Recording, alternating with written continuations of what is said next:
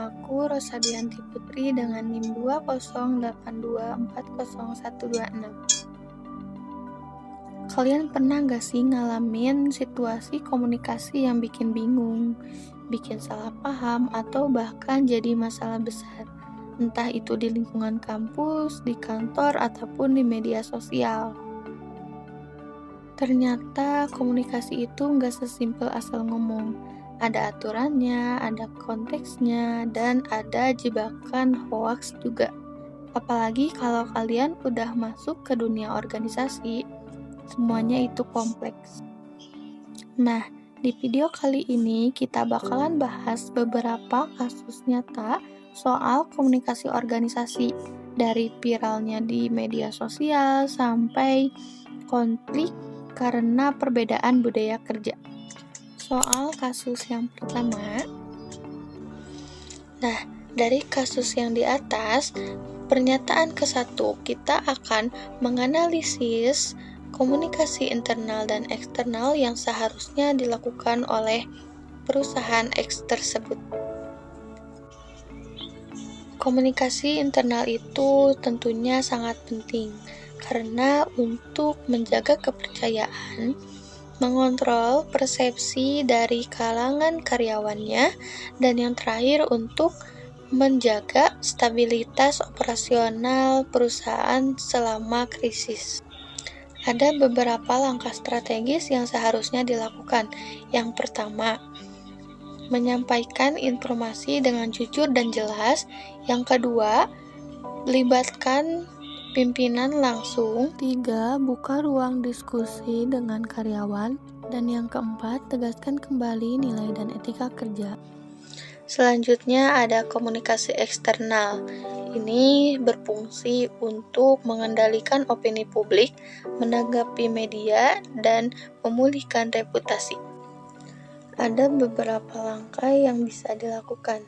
Yang pertama, buatlah pernyataan resmi segera. Yang kedua, penerapan prinsip 3A, yaitu acknowledge, apologize, dan accept. Mengakui masalah secara terbuka, menyampaikan permintaan maaf kepada publik, dan menjelaskan tindakan konkret untuk mengatasi masalah dan mencegahnya terulang kembali. Yang ketiga, tunjuk juru bicara resmi. Dan yang terakhir, respon cepat di media sosial. Pernyataan kedua, dampak media sosial dalam dinamika komunikasi organisasi. Nah, dampaknya ini dapat meliputi 1. Penyebaran yang sangat cepat. 2. Opini publik terbentuk lebih dulu. 3. Tekanan transparansi yang tinggi.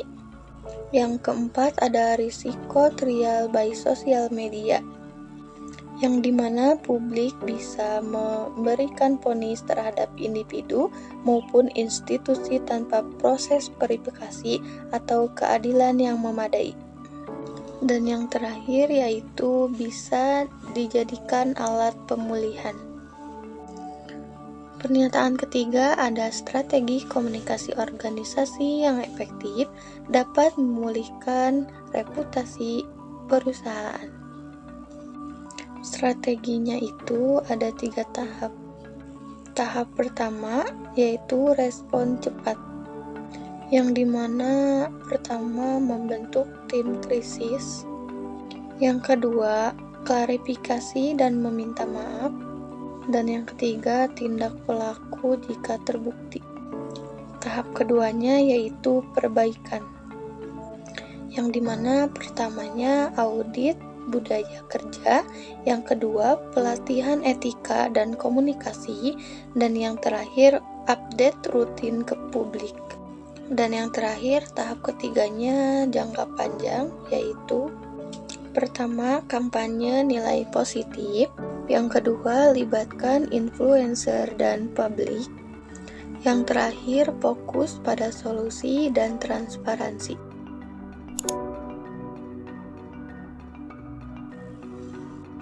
Pernyataan ke-1 ada pengelolaan komunikasi organisasi publik.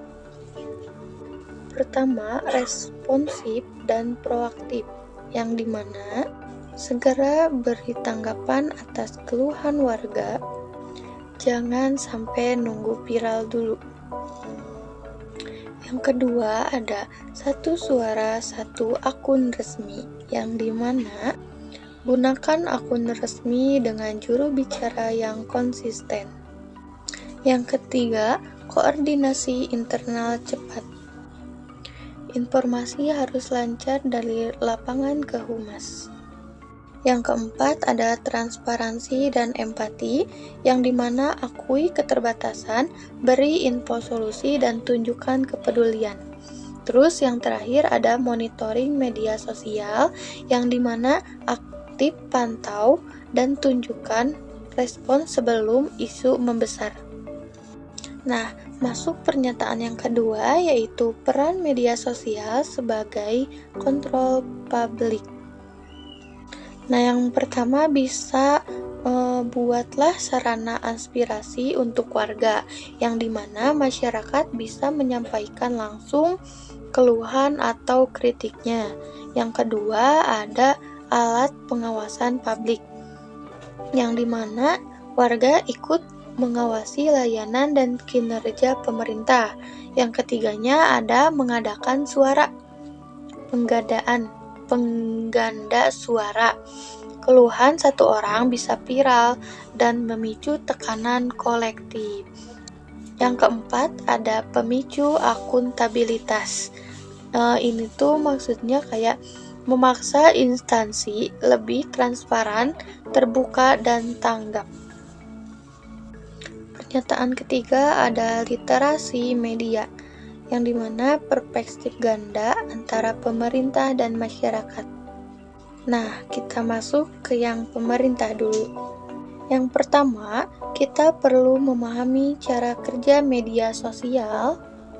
Yang kedua, harus bijak menyampaikan informasi, hindari reaktif berlebihan. Dan yang ketiga ada bangun strategi komunikasi digital yang humanis. Terus yang masyarakat, pertama perlu kritis dan bertanggung jawab dalam menyampaikan keluhan. Yang kedua, hindari hoaks. Yang ketiga, sampaikan kritik secara etis dan berbasis data.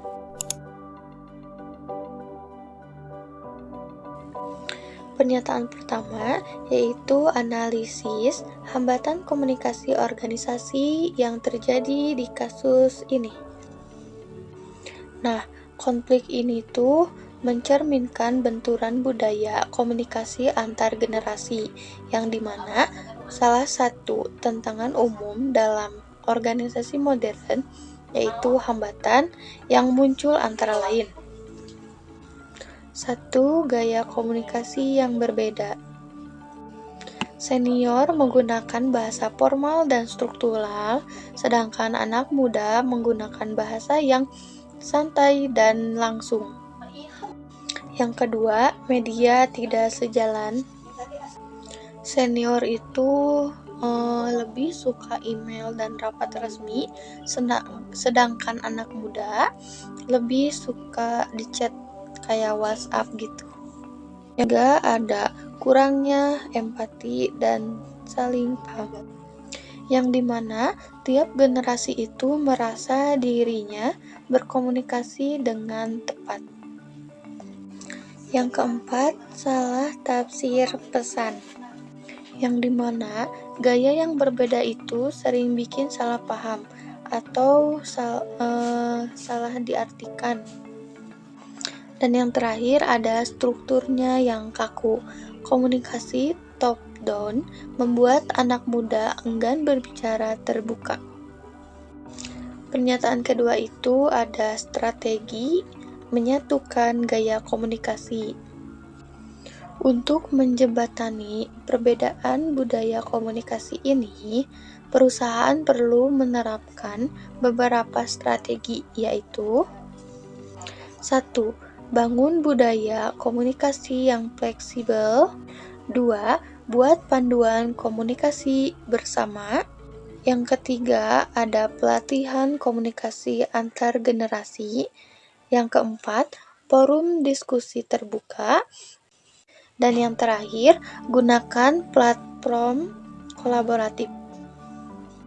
Pernyataan ketiga, pengaruh teknologi digital, komunikasi yang semakin cepat dan canggih. Teknologi ini telah membawa perubahan besar dalam cara berkomunikasi berlangsung di dalam organisasi. Seperti 1. Tidak perlu bertemu langsung karena bisa diskusi kapan saja dan di mana saja. Yang kedua, gaya jadi ringkas dan visual. Banyak yang menggunakan emoji, stiker, dan lain-lain. Yang ketiga, struktur komunikasi lebih datar. Yang keempat, kolaborasi lintas tim lebih lancar. Yang terakhir, rentan miskomunikasi. Kurangnya, nada suara dan ekspresi bisa bikin salah paham. Pernyataan ke-1 yaitu cara mengelola komunikasi untuk menangkal hoaks. 1. Rilis klarifikasi resmi secepatnya. Yang kedua, tunjuk bicara resmi terpercaya. Yang ketiga, responsif di media sosial. Dan yang terakhir, kampanye anti-hoax internal.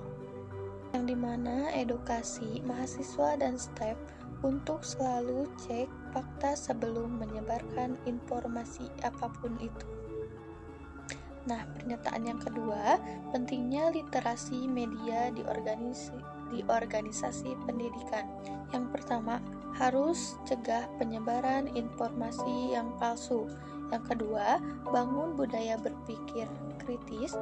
Dan yang ketiga, lindungi reputasi institusi. Pernyataan ketiga, ada langkah membangun kepercayaan kembali. Yang ke-1, transparansi dan komunikasi terbuka. Jadi, sampaikan fakta dan proses internal secara jujur, tidak ditutupi.